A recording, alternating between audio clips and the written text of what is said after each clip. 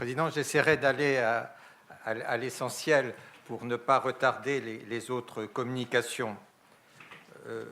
Pour commencer, je voudrais évoquer quelques difficultés de méthode face au sujet qui est immense, la coopération internationale et la protection des droits de l'homme. Je crois que la première difficulté est la banalisation du terme de coopération, qui, à force d'être utilisé, est devenu un mot usé, un concept passe-partout, alors que c'est un mot très fort.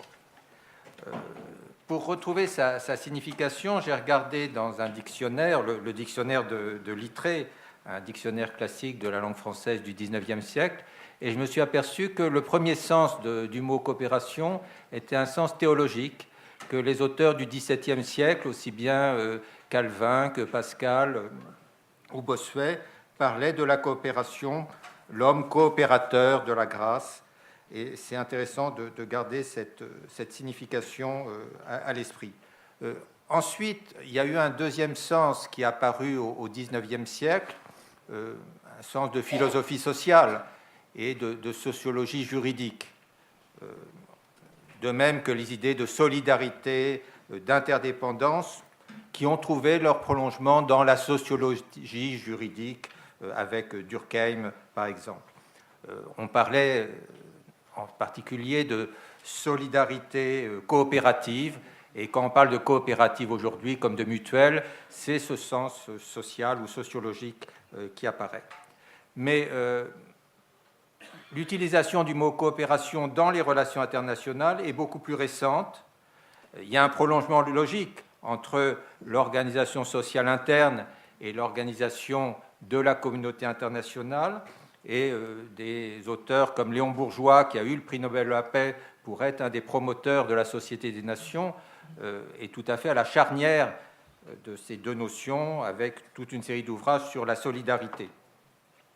Dans le préambule du pacte de la Société des Nations, on parle déjà de développer la coopération entre les nations. Mais on ne parle pas des peuples, c'est une solidarité entre les États, et il faut attendre les Nations Unies et la Déclaration universelle de 1948 pour parler d'un idéal commun au sens le plus fort. Si on regarde de manière plus précise les textes juridiques, j'ai regardé la banque de données des traités du ministère des Affaires étrangères français, et à ma surprise, j'ai vu seulement 3 traités de coopération avant la Deuxième Guerre mondiale. On parlait de coopération scolaire avec le Luxembourg en 1923, de coopération militaire avec la Roumanie en 1926, et puis surtout, on parlait de l'organisation de la coopération intellectuelle, qui est l'ancêtre de l'UNESCO. Mais c'est seulement après la création des Nations Unies, après la création de l'Organisation européenne pour la coopération économique en 1948, que le nombre des traités de coopération s'est démultiplié. Alors, avant, il y avait des traités d'amitié, des traités de commerce, des traités de navigation, mais je crois que l'idée de coopération au sens fort, c'est quelque chose qui apparaît avec la création des Nations Unies. Deuxième difficulté, c'est de parler de coopération et de droits de l'homme à la lumière d'une actualité qui est souvent tragique. On l'a dit ce matin, le pape l'a rappelé lui-même, mais en 1945, la coopération n'allait pas de soi. En 1963, après la crise de Cuba, la coopération n'allait pas de soi. Et l'encyclique Pacem in Terris voit un signe des temps dans la création des Nations Unies. Je ne reprendrai pas les formules sur la Déclaration universelle qui ont été citées ce matin par Joseph Days. Je remarque simplement que l'encyclique ne parle pas de coopération internationale au sens strict. On parle de coopérer au bien commun, de collaboration ou de la coopération la plus large. On parle de bien commun universel, mais la notion de coopération apparaîtra très vite en lien avec le développement, comme vous le savez, avec Popularum Progressio dès 1967. Et là,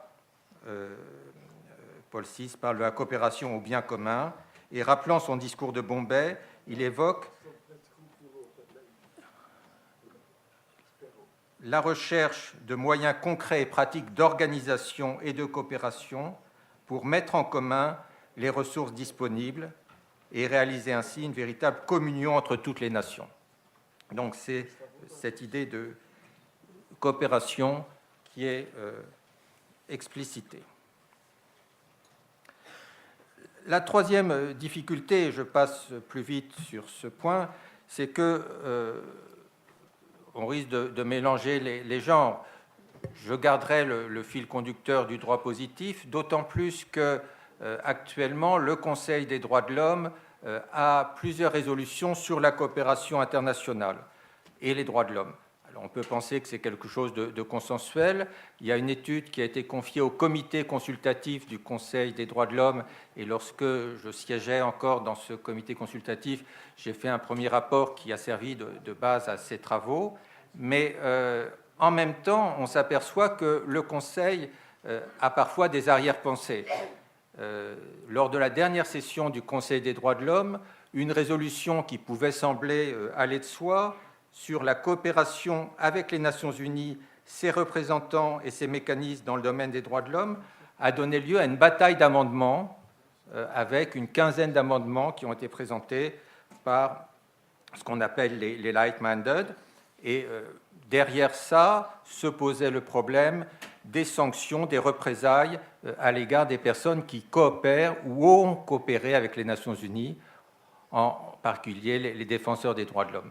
Donc derrière l'idée de coopération, il y a aussi beaucoup de méfiance, et certains États cherchent à opposer une coopération un peu lénifiante avec la vigilance des organes de suivi et de surveillance.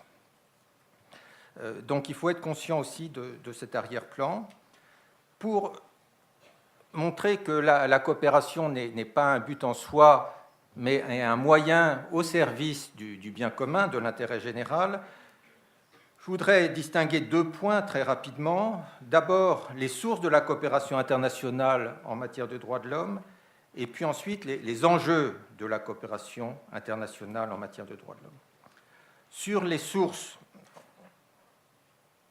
je crois que le point de départ qu'il est important de rappeler sans pouvoir être exhaustif, ce qui serait d'ailleurs fastidieux et très répétitif, parce qu'aux Nations Unies, il y a une habitude de répéter les choses d'année en année. Le point de départ, c'est la Charte des Nations Unies. Dès l'article 1er sur les buts et les principes des Nations Unies, on parle de réaliser la coopération internationale dans toute une série de domaines, notamment en développant et en encourageant le respect des droits de l'homme et des libertés fondamentales pour tous. Et j'insiste, à chaque fois, vous avez le leitmotiv sans distinction de race, de sexe, de langue ou de religion. Et l'idée centrale, c'est que les Nations Unies sont le centre où s'harmonisent les efforts des nations vers ces fins communes. On voit donc une organisation avec des buts, un idéal commun, et les autres dispositions de la Charte sur l'article 13, ou concernant les compétences de l'Assemblée générale, ou l'article 55, 56 concernant le Conseil économique et social vont dans le même sens. Alors, en quelques mots, je crois que ce changement de paradigme ou cette révolution juridique est fondamental et on peut en tirer quelques conséquences. La première, c'est que la coopération internationale en matière de droits de l'homme est dès le départ au cœur du système des Nations Unies. La Déclaration universelle, d'une certaine manière, ne fait qu'expliciter le contenu de cet objectif, mais l'objectif, l'ambition, le but est là dès le départ. Et du coup, on ne peut plus parler de domaine réservé ou de compétences exclusives de l'État dans le domaine des droits de l'homme. Il y a une internationalisation des droits de l'homme qui apparaît dès la Charte. Parler des droits de l'homme, se préoccuper de la situation des droits de l'homme dans un autre pays, c'est une préoccupation légitime, comme le dira la conférence mondiale de Vienne de 1993 ou la Charte de Paris pour une nouvelle Europe dans le cadre de l'OSCE quelques années avant. La deuxième remarque, qui est peut-être plus actuelle, c'est que le progrès des droits de l'homme passe par la coopération. coopération avec l'organisation, coopération entre les États et, pourrait-on dire, coopération entre tous les acteurs. Ce qui veut dire que l'action unilatérale, et en particulier le recours à la force, est en contradiction avec cet objectif ou cette méthode de coopération. En même temps, il ne faut pas être dupe, il faut être deux pour coopérer, et la coopération ne peut pas être en but en soi un alibi.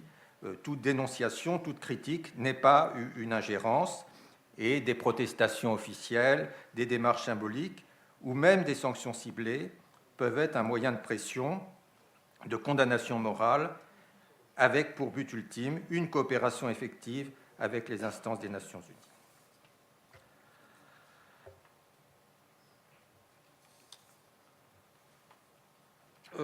Dernier point peut-être, c'est que si on lit la charte, la coopération internationale va au-delà du champ strict des droits de l'homme et encore plus du champ strict du droit au développement auquel on le réduit parfois. C'est une coopération qui concerne tous les secteurs, qui concerne la société, qui concerne la résolution des problèmes internationaux d'ordre économique, social, intellectuel ou humanitaire. Et donc, les droits de l'homme sont aussi une partie prenante ou une composante de la coopération. Il ne peut pas y avoir une coopération technique purement neutre en laissant de côté les droits de l'homme. Il ne s'agit pas d'entrer dans une logique de conditionnalité, mais il faut voir quels sont les prérequis ou les mesures d'accompagnement, de renforcement des capacités nationales.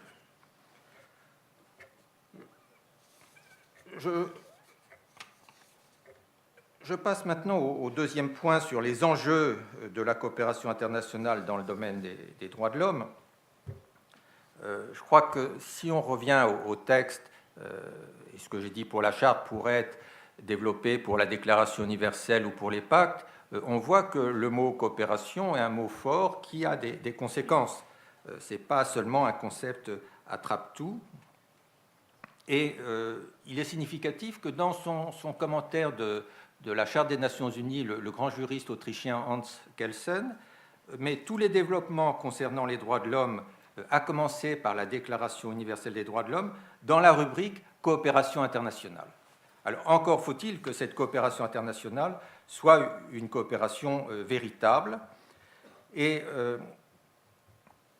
là, je crois que si on réfléchit au terme même de la question, à la lumière de l'idéal que présente Pachem Interis, on voit que d'abord la coopération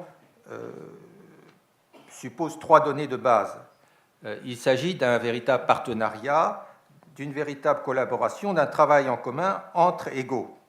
Et donc ce partenariat entre les États se fonde, me semble-t-il, sur leur égale souveraineté. La souveraineté, c'est aussi d'accepter les limites de la souveraineté. Donc il y a une réciprocité dans la coopération, faute de quoi il s'agit simplement d'une forme d'assistance ou même d'une forme d'arrogance. La coopération implique un travail sur un pied d'égalité, chaque État devant prendre pleinement parti dans l'entreprise commune, avoir un sens de participation ou d'ownership, comme on dit en anglais. Alors évidemment, lorsqu'on passe d'une coopération non plus interétatique, mais transnationale ou d'une coopération institutionnelle, il faut que chacun garde ses propres compétences et ses propres responsabilités. La coopération ne peut pas être un monopole des États. Dans des discussions internationales sur l'éducation aux droits de l'homme à Genève, je me souviens qu'une délégation disait la coopération c'est très bien, mais elle doit être centralisée, elle passe par l'État. Dans le domaine de l'éducation, a fortiori, c'est la société civile qui est peut-être en première ligne. Donc il ne peut pas y avoir un monopole de la coopération de la part de l'État. Il faut respecter les compétences de chacun, le principe de subsidiarité, mais l'idée d'égalité me semble, et de souveraineté me semble une des premières conditions. Une autre idée qui est importante dans la coopération, c'est la continuité.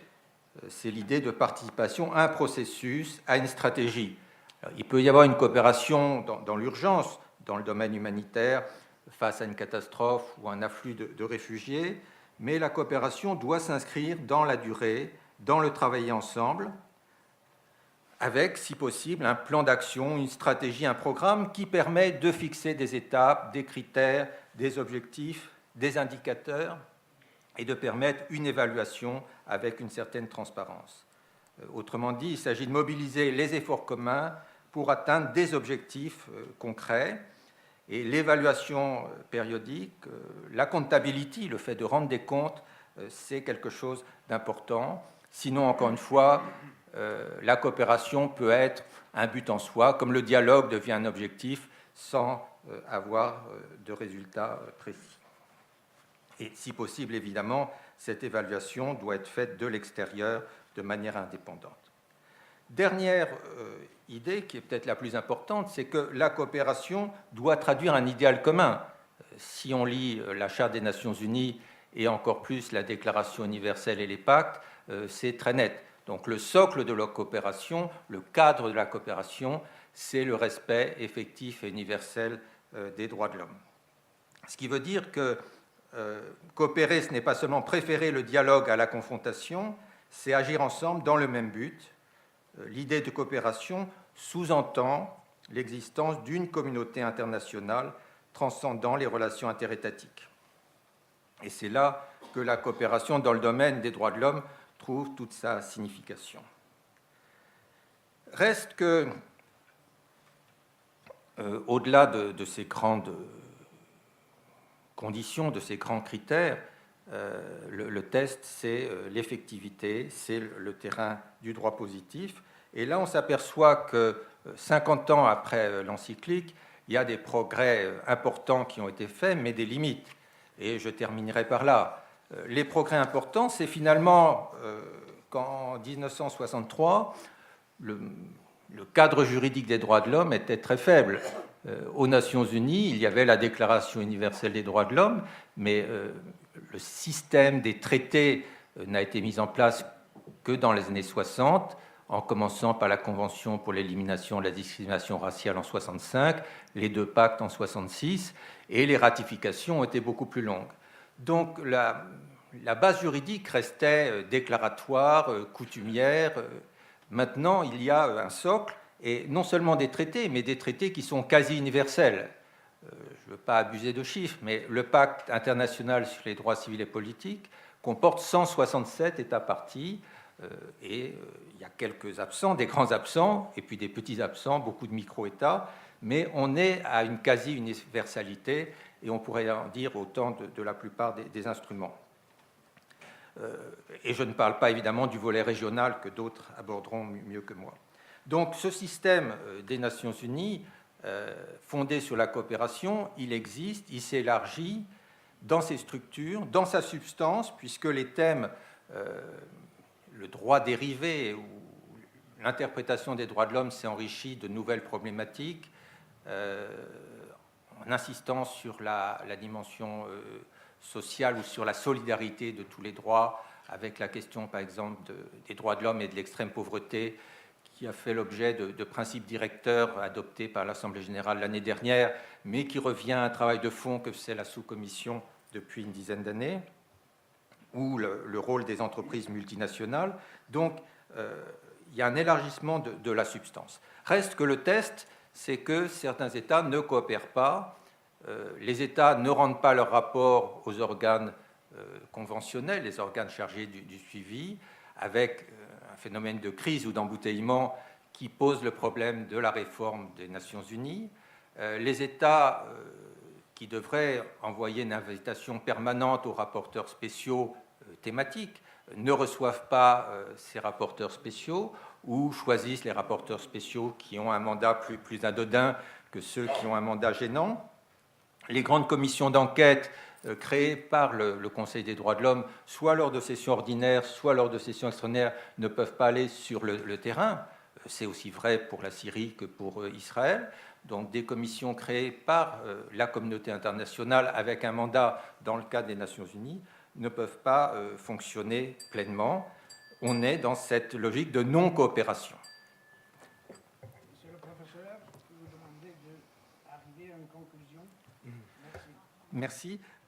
Donc, je crois qu'il faut tenir les deux bouts de la chaîne et que, au-delà de l'idéal de coopération, viser aussi à une coopération effective en mobilisant les efforts de tous. Merci.